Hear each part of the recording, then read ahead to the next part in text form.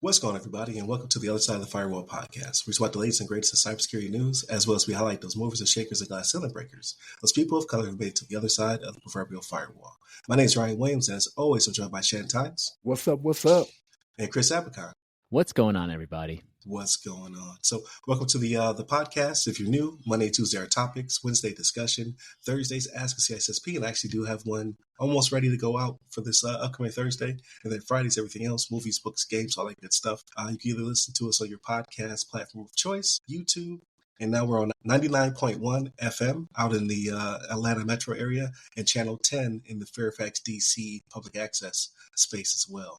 But without further ado, I give it to Shannon.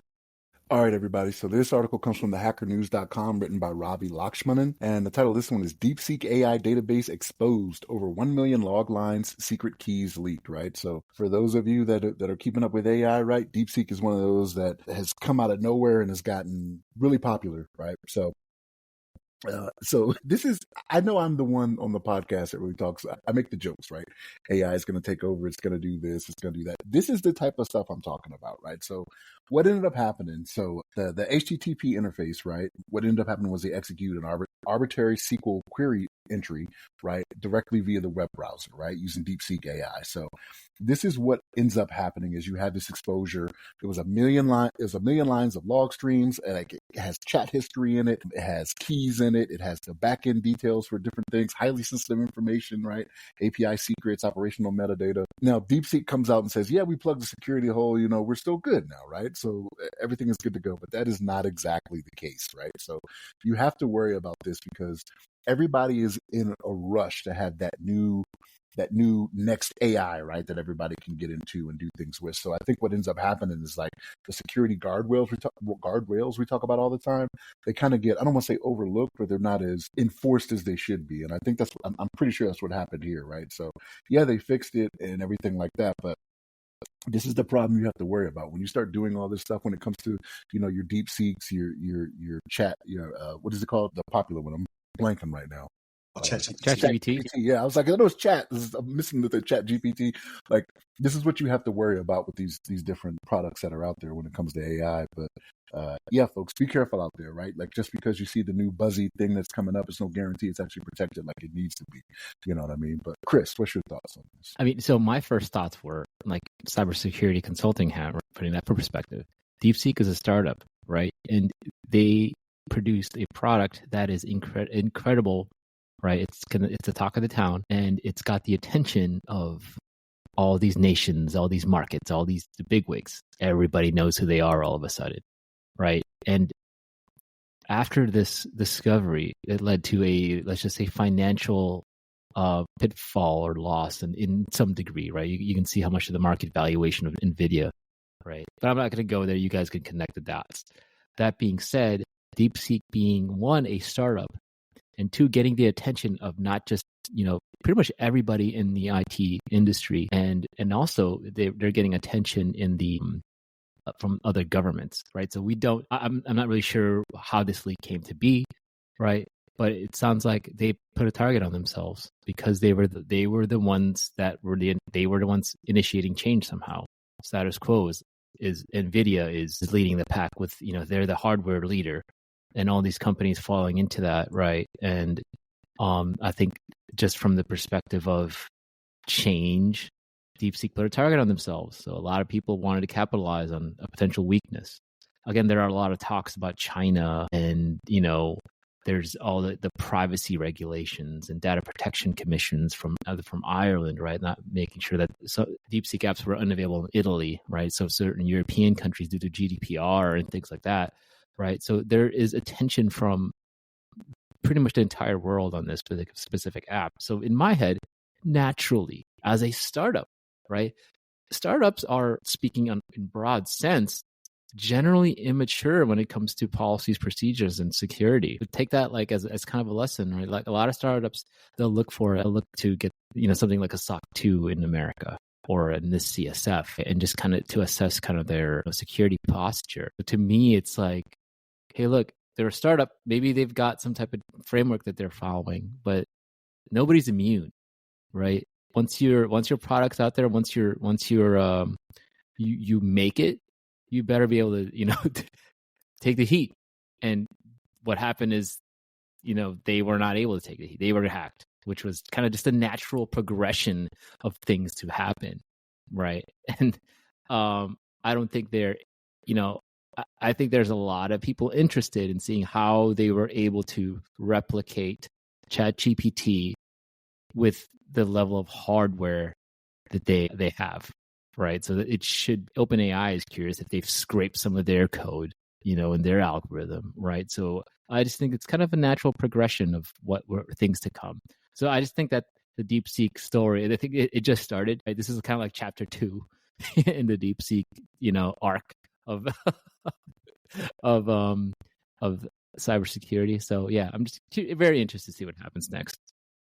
So because China's involved, like you can almost guarantee it was a theft of intellectual property of some sort, right? Like this is kind of how it is. It is possible. So is it a theft when the thief already stole it? Like, can you be charged with a crime if a thief steals from you? It's like like OpenAI, they've scraped the entire internet for their data. I'm not trying to beef with OpenAI, Microsoft, or NVIDIA, but I'm just saying, like, if a drug dealer steals, like if you're a drug dealer and someone comes in, breaks into your house and steals your drugs, can you call the police? Like, can you say, hey, someone stole my drugs? Mm-hmm. I don't know. You can't call the police, but I think the analogy would be more apt if it was you robbed a drug dealer and then got robbed by someone else, though, right? Like if you're manufacturing on your own, man, I don't want to go down this path. But if you're manufacturing on your own, you're about to go snowfall. I'm not trying to be Idris, a different Idris. Right. Stringer Bell or what from The Wire. It's funny that AI stole AI's job, things of that nature. Or you see memes where you have a guy drinking out of like a coconut with a straw, right? That's supposed to be the internet and it's OpenAI. And you have DeepSeek put a straw in his mouth. It's kind of nasty, but you get the point, right? I think this is crazy for two reasons, right? Not only because like you guys said, right? You got a disruptor enter the market for a fraction of the price, able to be the same capabilities, right? So obviously there is a target on our back, and it is coming from one of our near peers, right? So we already have a beef with China and the AI arms race, all that good stuff. But to just piggyback off of what Chris said, you have to be bulletproof. You can't emerge in a market and then have this happen to you. Like, so you literally knocked off, like, what was it, like 100 billion in market cap or something like that? Something crazy number. The stock market dropped hardest it's ever dropped in history. The company, NVIDIA, lost market cap. I think their market cap loss was also historic. So yeah, people are going to eat you up. Like, I'm sure there's a lot of people in powerful positions that have teams that can attack you to assess your ability to withstand. I think they said it was the equivalent to all the traffic in Europe hitting you every day is what they took, like 230 million connections per second or something ridiculous like that. So obviously it's not someone who is just in their basement who's upset that they lost some market share, right? This is it might maybe you can't call it a state sponsor. You might call it a global sponsor at this point. Attack them, which has just never been seen before. It's pretty ridiculous. So A, if you're going to enter the market, you have to be bulletproof. B, I think that it does have implications to people ran to this DeepSeek. And and same thing what happened with TikTok, right? When TikTok was going down, people ran to the little red book. I can't pronounce like that. How it's actually pronounced. People have to stop doing this. Like, I don't know how to make people stop doing that. Like, you have to think defensively. Like, hey, what is this new thing? And should I be worried about going to use it? So, like, we don't know what it is or how it's secured. You're going to probably put your PII in there and a bunch of other things because you want to see how it performs to your ChatGPT, etc. And now it's been basically shot to all hell. Right? People have pulled source code out of it and things of that nature. So you just have to be careful, people. Like, let someone else, demo this thing out and make sure it's cool before you jump into it. Especially in this case, because they're a huge disruptor in the market and they're just moving very fast, right? Like, so we have to hurry up and catch up and then supersede ChatGPT and Llama and Notebook very quickly. And they're building the plane while it's in flight, is what it appears to be. because they're so easily able to rip it apart.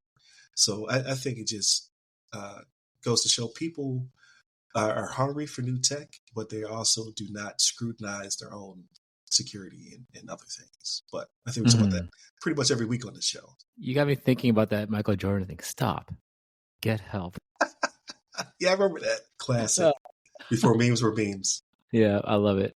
All right. So definitely continue to check us out throughout the week. So again, Monday, Tuesday are topics.